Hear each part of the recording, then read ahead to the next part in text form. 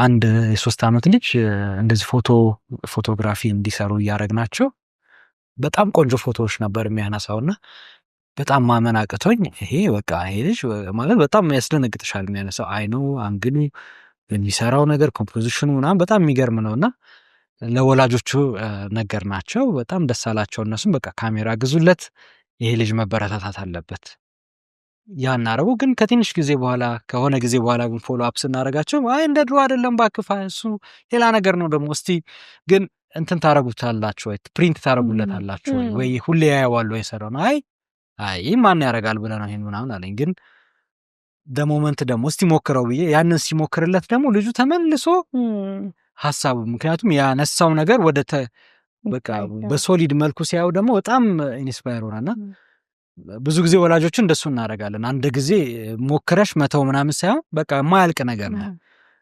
ልጆች ያንንም ነውና እድሉን መስጠት አለብን። አንድ ነገር ላይ ፎከስ አድርግ እንጂ ለምንድነው እዚህም እዛም የምትለው? ወደፊት ፎከስ ያደርጋል ማለት ሲያድግ ገና ብዙ ፎከስ ማድረጊያ ጊዜዎች አሉት። አሁን ግን ያንዳንዷን ነገር መሞከር እድል መስጠታችን ጠቃሚ ነው ብዬ አምናለሁ። ሰላም እንዴት ናችሁ? በግሬትነስ ስኩል ስር የሚሰጡ የተለያዩ ትምህርቶችን መረጃዎች ለማግኘት greatnesschool.com ላይ ብትሄዱ ሙሉ መረጃውን ታገኛላችሁ። ስልክ ቁጥራችንንም እናስቀምጣለን። ተጨማሪ መረጃ ስትፈልጉ ደውሉልን።